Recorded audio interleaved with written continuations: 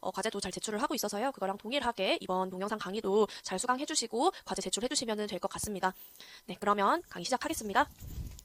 오늘 아까 말했듯이 진균이랑 기생충에 대해 배울 거예요. 그래서 학습 목표는 이 슬라이드 참고를 해주시면 될 것 같고요. 네, 그래서 먼저 진균에 대해서 전반적으로 좀 알아보겠습니다. 진균은 진핵생물이에요. 핵이랑 세포 소기관을 가지고 있고요. 엽록소는 없고 스스로 광합성은 하지 않습니다. 그래서 비운동성이고요. 생태계에서는 이 진균이 사체를 분해하는 부패균 역할로 자연 환경에서 물질 순환에 아주 중요한 역할을 담당하고 있어요. 형태는 크게 효모, 사상균, 두형태 진균 같은 것들이 있는데 버섯이라는 좀 특이한 형태의 진균도 존재합니다. 환경 온도에 따라서 효모랑 사상균을 오가는 진균을 두형태 진균이라고 하고요. 이제 전 세계적으로는 500만 종 정도의 진균이 존재할 것으로 추정이 되는데 문헌에 따라서는 300만 종이다 이렇게 분류는 하고 있지만 기본적으로 굉장히 많은 종의 진균이 존재할 것으로 추정은 공통적으로 하고 있고 이제 공식적으로 보고된 진균은 15만 종에서 15만 5천 종이라고 되어 있는데 또 계속 보고가 되고 있고 제가 가장 최근에 찾아봤을 때는 또 16만 종이다라는 이야기도 있어요. 이제 이 중에서 사람한테 감염을 일으킬 수 있는 병원성 진균은 약 300여 종 정도 되고 임상에서 자주 마주치는 건 한 2, 30종 정도라고 보면 됩니다. 이 진균이 임상적으로 중요한 이유는 면역 저하 환자에서 기회 감염으로 흔히 감염을 시킵니다. 그래서 기회 감염을 흔히 유발하고 피부나 점막, 폐나 혈류까지 좀 광범위하게 침범을 할 수 있기 때문에 임상적으로 굉장히 중요한 균이에요.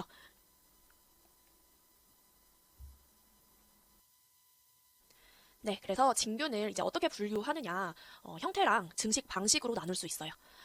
그래서 먼저 형태 또는 증식 방식에 따라서 어떻게 분류하냐면 효모와 사상균, 두형태 진균이라는 세 가지로 단순하게 분류를 할 수 있습니다. 그래서 먼저 효모는 단세포 생물이고 작은 싹이 돋아서 분리되는 방식으로 증식을 해요. 우리는 이거를 분화라고 합니다. 왼쪽 그림처럼 둥근 세포에서 작은 돌기가 생기고 핵이랑 세포질이 분배되어서 떨어져 나갑니다. 그래서 이분열처럼 보일 수도 있는데 이게 이분열과 다른 점은 이제 이분열은 대칭 분열이에요. 즉 딸세포랑 모세포가 크기가 같아요. 그런데 분화는 비대칭 분열입니다. 즉 모세포랑 딸세포의 크기에 차이가 있어요. 그림을 보면은 알 수 있죠. 차이가 있습니다. 반면에 이제 오른쪽 그림 다세포 진균인 사상균은 균사라는 게 자라요. 이제 균사가 자라서 그 끝이나 측면에서 분생자 같은 포자를 만들어서 무성 생식을 합니다. 그래서 균사의 분지로 증식을 하게 돼요, 사상균은. 그래서 균사가 자라면서 이렇게 그물망처럼 퍼지는 이미지를 떠올리면 이해가 좀 쉽습니다. 그래서 오른쪽 사진의 구조는 번호랑 매칭해가지고 봐주시면 되고요. 1번이 균사, 2번이 분생자 자루, 3번이 경자, 4번이 포자, 5번이 경막이라고 되어 있어요. 자세히 보이지는 않지만 희미하게 선이 있는데 그게 경막이고요. 그리고 두 형태 진균은 그럼 무엇이냐? 아까 환경의 온도에 따라서 그 형태를 달리하는 균이라고 말을 했는데 37도에서는 효모형이고요. 실온에서는 사상형으로 자라요. 이렇게 전환을 할 수 있는 특성이 이제 병원성을 발현하고 또 진단을 우리가 하는데 단서가 되기 때문에 실무에서는 좀 중요한 형태의 균이라고 할 수 있습니다. 이번에는 생식법에 따른 전통적인 분류예요. 예전에는 겉모습이랑 생식 구조를 기준으로 접합균문, 잔항균문, 담자균문으로 나누고 문제는 이런 유성 생식 단계가 관찰되지 않는 종이 있을 때는 불완전균류라는 별도의 분류를 뒀어요. 그래서 그림을 참고를 해보면 네 가지로 분류를 한 걸 알 수 있죠. 근데 현대에서는 분자 생물학이 너무 발달을 해서 이게 분자학적으로 조상이 뭔지 알 수 있게 됐습니다. 그래서 유성 단계가 안 보인다는 이유만으로 묶어버린 애들이 실제로 계통적으로는 전혀 다른 균들이구나라는 게 밝혀지면서 새로운 분류 체계가 나타나게 됐습니다. 그래서 오늘날에는 이 슬라이드에서 보여지는 이 전통 분류가 역사적인 의미가 있기는 한데 요즘에 실제로 진단하고 연구하고 그런 치료하는 기준은 쓰이지는 않는다는 점. 그래서 이 분류는 참고만 좀 해주시면 되고요. 이 분류가 현대적인 분류예요. 좀 복잡해 보이지만 그래서 현대에는 분자 계통학적으로 분류가 좀 재정비가 됩니다. 과거에 불완전 균류라고 묶였던 애들도 DNA를 분석해보니까 다른 애들이더라 해서 제자리로 돌아갔어요. 그래서 임상적으로 우리가 중요하게 봐야 되는 진균류는 잔항균, 담자균 그리고 일부는 접합균류에서 갈라져 나온 뮤코로미코타라는 균문이 있습니다. 그래서 정리를 하면은 형태학적인 관찰이랑 분자계통 정보를 함께 봐야지 정확히 이름을 붙일 수 있고 우리는 그 이름에 따라서 역학이나 독성이나 약제 감수성 같은 것들을 분류해서 다르게 볼 수 있어요. 그래서 지금 우리가 간호학 미생물학 교과서에서는 좀 현대의 분자계통학적인 분류를 반영하지 못한 측면이 좀 있어서 이 분류가 현대적으로 재정비가 됐다는 점을 좀 알아주시고 그래서 분류에 따라서 임상적 특성도 달라질 수 있기 때문에 여러분은 이제 이 슬라이드를 보고 현대의 분자계통학적 분류로 좀 기억을 해주시면 되고요.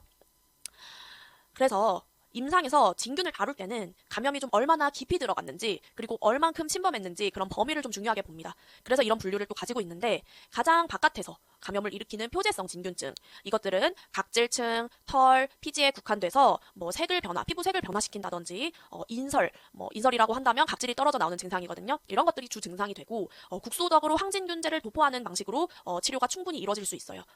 그 다음에는 피부진균증이라고 하는데 이 피부진균증은 이제 케라틴을 좋아하는 애들이 원인이에요. 그래서 족부백선이나 손발톱 또는 두부백선 같이 각질의 부속 장기에 침범하는 게 흔해서 경구제가 필요할 수 있어요. 즉 표재성은 도포하는 연고 같은 것으로 충분하다면 피부진균증까지 오면은 경구제가 필요할 수가 있다까지 가는 겁니다. 다음은 피하진균증이에요. 피하는 우리 피부에 외상이 생겨 상처가 생겼을 때 곰팡이가 침범을 해서 결절이나 농양을 만들 수가 있어요. 그렇게 해서 생기는 것들이 이제 피하 진균증이고요. 마지막으로 전신성 진균증은 주요 장기나 혈액을 침범하는 진균증을 의미합니다. 그래서 폐를 거쳐서 혈행성으로 퍼질 수도 있고요. 두 형태 진균이나 기회 감염되는 진균들이 핵심적이에요. 그래서 깊어질수록 치료 기간도 길어지고요. 약제도 좀 무거워진다 정도 기억해두고 넘어가겠습니다. 네, 그래서 진단은 어떻게 하느냐. 아무래도 이 곰팡이들은 광학현미경으로도 충분히 진단이 가능하기 때문에 검체를 직접 현미경 검사를 많이 해요. 그래서 피부 각질이나 가래 같은 검체들을 직접적으로 현미경 검사를 하게 돼요. 그래서 기본적으로는 현미경 검사를 각질이나 비늘 같은 것들에서 하고 빠르고 저렴합니다. 하지만 이게 모양만 봐서 세부 종까지 동정하기는 좀 어려울 수 있어요. 그래서 또 정확히 알아야 된다 하면 배양을 할 수 있겠죠. 그래서 세균을 억제하는 항생제 첨가 배지를 사용해서 배양을 하게 되고 이제 온도가 포인트예요. 아까 두 형태 진균도 온도가 포인트였죠. 그래서 25도에서 30도에서는 사상형이다. 35도에서 37도의 인체 온도에서는 효모나 이형성균을 평가할 수 있어요. 그래서 이형성이라는 거는 두 형태 진균 같은 거 얘가 전환하는 걸 확인할 수 있다는 뜻이고요. 마지막으로는 피 검사를 통해서 뭐 항원이나 세포벽 성분을 확인하거나 PCR 같은 것들을 상황에 맞게 선택을 할 수 있겠죠. 네, 그래서 진균은 보통 기회 감염 진균증을 따로 묶어서 봐요. 그래서 대부분 환경에 있거나 피부 상재균으로 존재하는 것들이다 보니까 기회 감염 진균증 자체가 어떤 균이냐의 문제가 아니라 어떤 환자냐가 질병을 결정하는 경향이 좀 강합니다. 그래서 우리가 진균에 누가 감염되느냐, 누구에게 감염되면 진균이 위험하게 작용하느냐 이것이 중요하기 때문에 이 기회 감염 위험 요인을 좀 중요하게 보고 있어요. 그래서 기회 감염 위험 요인은 이와 같습니다. 그래서 리스트를 보시면 공통점이 딱 보여요. 면역이 떨어지거나 피부, 점막, 장벽이 깨진 상황에서 많이 기회 감염을 일으킵니다. 그래서 광범위 항생제는 오랫동안 사용을 하게 되면은 우리에게 정상적으로 있는 정상균총까지 무너뜨리기 때문에 진균이 치고 올라오게 만들 수 있어요. 그리고 중심정맥관이나 요도 카테터 같은 침습적인 처치들 이런 것들은 바이오필름을 일으킬 수 있는 발판이 되어요. TPN 같이 고농도, TPN은 토탈 페렌테랄 뉴트리션이라고 해가지고 우리 입으로 먹을 수 없는 환자들, 그런 환자들 같은 경우에는 그리고 뭐 위장으로 음식이 들어가면 안 되는 환자들 같은 경우에는 혈액을 통해서 영양을 공급을 하게 되는데 그걸 TPN이라고 하고요. 그래서 이렇게 TPN을 사용하게 되면은 영양적으로 좋기는 하지만 이제 고농도의 포도당이나 지질이 혈관에 들어가게 되면서 혈관 내 영양분이 풍부해지면서 균이 증식할 수 있는 환경을 만들어요. 이런 환자들에서도 기회 감염이 생길 수 있습니다. 그리고 뭐 당연히 ICU나 수술을 해서 또는 복강 내 감염을 일으키거나 뭐 신생아와 노인, 당뇨나 임신부, 뭐 스테로이드를 오래 쓰거나 면역 억제제를 사용하는 환자들은 기본적으로 면역이 저하되어 있죠. 이런 요인들을 합치면은 이제 우리 방어선이 약화되고 이런 환자들에게 기회 감염을 일으킬 수 있는 요인이 된다. 그래서 위험 요인은 꼭 기억을 좀 해주시고요. 그럼 이제 본격적으로 기회 감염 진균에는 어떤 것들이 있는지 한번 보겠습니다. 먼저 크립토코쿠스 네오포르만스라는 균이에요. 얘는 담자균에 속한 균이고 캡슐을 보유하고 있는 효모예요. 즉 현막이 있습니다. 환경적인 효모고 일반적으로 흙이나 새, 비둘기 같은 새의 배설물에 있다가 미세 입자로 공기 중에 날아들어와서 균을 흡입하면서 발생합니다. 흡입을 하다 보니까 폐로 가요. 그래서 폐를 거쳐서 혈행성으로 즉 피를 통해서 CNS 즉 Central Nervous System 중추신경계에 침범을 해서 수막염을 발생시킬 수 있는 진균입니다. 현미경에서 보면은 이제 잉크를 염색해서 보면 이런 현막 같은 것들이 투명한 후광처럼 보이기도 하고요. 그래서 브레인 CT에서는 특이적으로 소프 버블 모양의 병변이 보일 수 있어요. 즉 비누방울 같은 이런 둥근 저음형 병변을 확인할 수 있습니다. 임상적으로는 HIV 같이 면역 저하가 된 감염이 돼서 면역이 저하된 환자에서 많이 나타나요. 그래서 치료는 암포테리신 2주를 쓰고 플루코나졸 같은 항진균제 8주 이상 유지하는 게 흐름이에요. 공통적으로 항진균제는 좀 오래 씁니다. 다음은 칸디다예요. 여러분이 진균 중에는 아마 가장 많이 들어봤을 종일 것 같은데 칸디다는 잔항균문 계통의 효모로 정상 상재균이에요. 우리 피부에 정상적으로 상재합니다. 자, 문제는 장이나 요로 피부의 장벽이 깨지거나 카테터나 복막 투석, 수술처럼 외부에서 침습적으로 어떤 처치가 시행되거나 기기가 우리 몸속에 들어오게 되면은 이 상세균이 혈류로 넘어와서 폐혈증이나 복막염의 주범이 됩니다. 그래서 오른쪽 사진처럼 구강 내에 흰색 병변으로 보이는 게 칸디다 감염으로 인한 아부창 감염이고요. 뭐 질에서도 일으키면 질 칸디다증을 일으킬 수 있고 영아나 유아 기저귀를 착용하는 신생아나 영아에서는 피부 기저귀 발진 같은 표재성 감염을 일으킬 수 있고 또 침습성으로 칸디다 혈증까지도 일으키는 굉장히 스펙트럼이 넓은 진균 중에 하나예요. 치료는 이제 국소 치료를 하게 되면 입속에서 국소적으로 치료를 하게 되면은 니스타틴 같은 거 쓰고요. 침습성으로 조금 광범위하게 써야 된다 하면은 보리코나졸이나 고용량 플루코나졸 같은 약으로 원인 종이나 감수성에 맞게 약을 쓰게 됩니다. 그래서 칸디다는 효모인데 상황에 따라서는 이제 포자, 거짓균사, 진균사라는 세 가지 형태를 보일 수 있어요. 그래서 진균에서 좀 특징적인 게 거짓균사라는 형태거든요. 이 거짓균사, 슈도 하이페. 라는 형태인데 이게 효모가 계속 분할을 하잖아요. 증식을 위해서. 분할을 하게 되면서 이렇게 진균사의 모양으로 분할을 하는 게 아니라 거짓균사로 분할을 하는 형태예요. 그래서 진균사가 아니라서 거짓균사라는 이름을 붙이긴 했는데 기능적으로는 조금 다르긴 하지만 아예 뭐 기능을 하지 않는 거는 아니고요. 이렇게 형태가 좀 다르기 때문에 거짓균사라는 이름이 붙었고 보면 알 수 있듯이 이렇게 줄줄이 소세지 같은 모양으로 길게 이어진 구조를 우리가 거짓균사라고 합니다. 그래서 오른쪽 사진을 보면은 진균사는 좀 원통형이죠. 원통형의 균일한 균사 구조를 가지는데 거짓균사는 불규칙하고 또 각이 있는 구조를 보여요. 그래서 얘는 분화한 딸세포들이 분리가 되지 않은 형태다 보니까 경막이 여기 있는 것처럼 보이지만 사실은 형성되어 있지 않아요. 그래서 이런 거짓균사를 현미경으로 확인하면 우리가 임상적 진단에도 도움을 받을 수 있습니다. 다음 말라세지아. 말라세지아는 강아지 키우는 사람들한테는 좀 흔하게 들어보았을 수 있어요. 저도 강아지를 키우는데 갈색 기지가 나와서 병원에 가보면 이 곰팡이 균에 감염된 경우가 대부분입니다. 강아지 귀지에 지질이 분포하거든요. 얘가 지질 진화성이 있어요. 말라세지아가 담자균 계통의 지질 진화성 효모입니다. 그래서 강아지 귀지에 지질이 분포하다 보니까 귀에 많이 서식을 하게 되고요. 사실 얘도 정상 피부 균총인데 피지가 많은 부위에서 번성을 해서 이제 색소 탈색이나 과색소 침착, 미세 인설 같은 걸 만들어요. 그래서 현미경에서 보면은 이제 피지 방울 주변에 좀 둥근 효모가 보이고 이제 치료는 보통 국소적으로 피부에 도포하는 아돌게 샴푸나 크림 같은 거 많이 씁니다. 그래서 이런 모양이 특징이에요. 다음은 아스페르길루스 속이라고 하는 곰팡이 균 종이고 우리가 보통 누룩곰팡이라고 부르는 곰팡이 종류예요. 그래서 아스페르길루스는 잔항균 사장균이고요. 조직에서는 특이한 구조를 가지는데 가늘고 격벽이 있는 군사가 약 45도 정도의 예각 분지하는 모습이 특징입니다. 그래서 공기 중에 이렇게 솔 모양으로 분생포자가 배열을 합니다. 그래서 이런 구조로 인해서 공기 중에 이게 털면은 막 엄청 털리거든요. 그래서 떠다니는 포자를 이렇게 배출을 해요. 우리가 그걸 흡입해서 감염이 되게 됩니다. 그래서 이 중에 일부 균들은 내가 누룩곰팡이라고 했잖아요. 음식에 쓰잖아요. 누룩곰팡이가. 그래서 일부 균들은 우리가 간장이나 미소된장, 사케 같은 발효식품에 사용하는 균도 있어요. 그래서 이 곰팡이는 보통은 이제 환경 곰팡이다 보니까 건설 현장이나 에어필터 같이 환경에 노출됐을 때 많이 발생을 하고 이제 분생 포자를 흡입해서 호흡기에 기저 질환을 일으키거나 중증으로 가게 되면 면역 저하 환자가 위험 인자예요. 그래서 치료 같은 경우는 아졸게, 보리코나졸 같은 거 쓰고 상황에 따라서는 암포테리신이나 이트라코나졸 같은 항진균제를 사용할 수 있습니다. 다음은 털곰팡이증이에요. 이제 이 균들이 과거에는 우리가 전통적인 분류로 접합균문으로 묶였었는데 지금은 뮤코로마이코시스 문으로 아예 따로 분류가 돼서 이제 우리가 뮤코르 진균증이라고 부르는 게 좀 더 정확합니다. 접합균증이라고 교과서에 나와 있지만 보통 이렇게 요즘은 잘 안 부르고 뮤코르 진균증이라고 기억을 좀 해주시면 되고요. 그래서 얘는 굵고 리본처럼 넓은 균사를 가지고 경막이 거의 없고 직각 분지가 포인트예요. 그래서 당뇨성 케톤산증, 화상, 철, 스테로이드 같은 거 사용한 환자에서 좀 중요한 위험 인자고요. 폐나 부비동이나 뇌를 침범할 수도 있어요. 얘는 진균치고는 진행이 좀 빠른 편에 속합니다. 그래서 의심이 되면은 조기에 수술적으로 좀 절제를 하는 걸 고려를 하고 고용량 암포테리신을 좀 즉시 사용을 해야 예후가 좋습니다. 그래서 아스페르길루스와는 이제 아까 아스페르길루스는 45도의 예각 분지라고 했는데 얘랑 분지 각도를 봐서 그 구조적 소견이 다를 때 그걸 확인해서 감별을 할 수 있어요. 다음은 PJP라고도 불리는 뉴모시스티스 지로베치라는 폐렴인데요. 우리가 주폐포잡중 폐렴이라고 부릅니다. 분류상 잔항균에 가깝기는 한데요. 얘는 배양이 거의 불가능해요. 그리고 에르고스테롤이 없어서 아졸이나 암포테리신 같은 항진균제가 잘 듣지 않습니다. 에르고스테롤은 세포막의 성분이에요.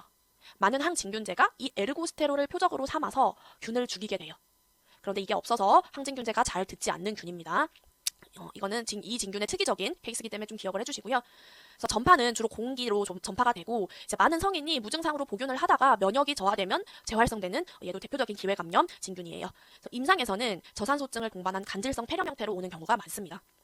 우리가 치료의 1차 선택으로 트리메토프림 설파메톡사졸이라는 TMP-SMX 요법을 사용을 해요.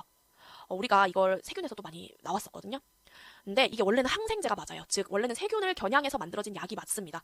하지만 이게 기본적으로 항생제랑 항진균제의 차이는 주로 무엇을 겨냥하냐와 표적 기전을 가지고 우리가 분류를 하게 되거든요. 애초에 항생제는 즉 세균을 죽이는 항미생물제잖아요. 세균 전용 표적을 해요. 예를 들면 뭐 펩티도글리칸 같은 세포벽을 합성하는 걸 저해를 한다든지 세균의 리보솜을 공격한다든지 엽산 합성 경로를 막는 방식으로 세균을 죽이는 그런 약을 우리가 항생제라고 하고, 항진균제는 진균의 대사 경로를 차단해서 진균을 죽이는 약으로 분류를 하는 거예요. 예를 들면 뭐 에르고스테롤 같은 세포막의 합성을 막는다든지 이런 경로를 노리는 걸 우리는 항진균제라고 하게 돼요. 그런데 에르고스테롤은 콜레스테롤처럼 세포막의 주스테롤 성분이라고 했죠. 근데 이 TMP-SMX는 세균의 엽산 합성을 차단하도록 설계가 되고 애초에 허가가 된 약품이에요. 그런데 이 주페포자충은 대사가 일반적인 진균이랑은 다릅니다. 그래서 엽산 경로에 의존을 하게 돼요. 그래서 이 TMP-SMX라는 약이 세균의 엽산 합성을 차단하도록 설계가 되었지만 이 주페포자충도 엽산 대사 경로를 사용하기 때문에 이걸 차단하기 위해서 이 항생제를 특이적으로 사용을 하게 되는 거예요. 게다가 이 주페포자충은 에르고스테롤이 없다 그랬죠. 콜레스테롤을 쓰는 특이한 균이에요. 진균이에요. 그러다 보니까 전통적인 아졸이나 암포테리신 같은 항진균제의 효과가 없기 때문에, 잘 듣지 않기 때문에 항균제인 TMP-SMX를 쓴다라는 거 굉장히 중요하니까 꼭 기억을 해주시기 바랍니다. 네, 그래서 이 주페포자충은 굉장히 특이해요. 그래서 형태도 일반적인 진균이랑은 다릅니다. 그래서 영양형이랑 포낭형이라는 이 전환형 형태를 가져요. 사실 이 세포 주기 자체가 기생충, 원충이 가지는 주기인데 특이하게 페포자충이 이 주기를 가집니다. 영양형은 얇고 유연한 세포예요. 그래서 폐포에 주로 들러붙어서 증식하는 형태를 가지는 걸 우리가 영양형이라고 하고요. 둘째로 포낭형은 좀 두꺼운 벽을 가진 잔악 모양이에요. 그래서 요 보면은 이렇게 안에 8개 정도의 내낭자를 가집니다. 그래서 겉에 막이 있고 그 안에 내낭자로 해서 이렇게 여러 개를 포자를 가지는 형태를 우리가 포낭형이라고 해요. 포주머니라는 뜻이겠죠. 그래서 얘가 이렇게 열리고 터져가지고 방출이 되면은 영양형이 됩니다. 그래서 포낭형이 이 8개의 낭자를 공기중으로 방출을 하고 그 내낭체 안에 있는 요 내낭체를 사람이 흡입하면서 감염이 시작돼요. 즉 전파가 시작되는 거예요. 이후에 우리가 이걸 흡입을 해서 폐에 이 영양형이 폐에 들러붙으면 분열을 시작합니다. 그래서 분열을 하면서 증식을 해요. 즉 영양형은 증식과 병리의 핵심적인 역할을 하고요. 포낭형은 진단과 전파에 영향을 미친다라는 점을 기억을 해주시면 될 것 같아요. 다음은 피부 사상균입니다. 얘의 공통적인 키워드는 케라틴 친화성입니다. 그래서 주로 피부의 각질층, 모발, 손발톱까지만 침범을 해요. 우리 모발에 케라틴 많이 들어봤죠. 그래서 얘는 머리카락에도 감염을 일으키기도 합니다. 그래서 임상 명칭은 우리가 부위로 기억하면 좀 쉽습니다. 그래서 보면 T 페디스, 우리 페디큐어 한다 하잖아요. 그래서 발에 일으키면은 무좀이고요. 얘가 무좀이에요. 그래서 T 발베, 우리 바버샵 하죠. 이 발베, 수염에 일으키면은 우리가 수염백선이라고 해서 T 발베라고 합니다. 이렇게 명칭이랑 부위가 관련이 있는 경우가 많으니까 이런 식으로 좀 기억을 해주시면 되고, 이제 얘가 손발톱까지 가게 되면 사실 국소제 치료가 어려워서 경구 치료가 필요할 수 있어요. 우리 무좀 심해지면은 약을 먹기도 하거든요. 그래서 경구 치료가 필요할 수 있고요. 치료는 보통 이미다졸게 국소제부터 시작을 하고 방금 말했듯이 좀 범위가 넓게 퍼져 있거나 손발톱에 침범을 했을 경우에는 이트라코나졸 같은 경구약도 고려를 하게 돼요. 다음은 두형태 진균입니다. 계속 말하지만 37도에서는 효모형, 실온에서는 사상균형을 나타내는 진균으로 얘는 전신성 감염을 일으켜요. 그래서 먼저 콕시디오데스 이마이티스라는 균이에요. 미국 남서부, 멕시코 북부 같은 중남미 지역의 건조한 토양에서 분절포자가 바람에 날려가지고 흡입을 하게 되면서 급성 폐감염을 일으켜요. 폐감염을 일으켜서 막 열이 나고 이러는 걸 우리가 흔히 벨리피버, 계곡열이라고 합니다. 대부분은 가볍게 지나가는데요. 언제나 그렇듯 면역 저하자나 임진부에서는 피부나 뼈, 중추신경계까지 감염을 시킬 수 있습니다. 치료는 위험군에서 암포테리신 같은 거 쓰고요. 경증 같은 경우에는 보리코나졸이나 이트라코나졸 같은 거 상황별로 사용을 하게 돼요. 다음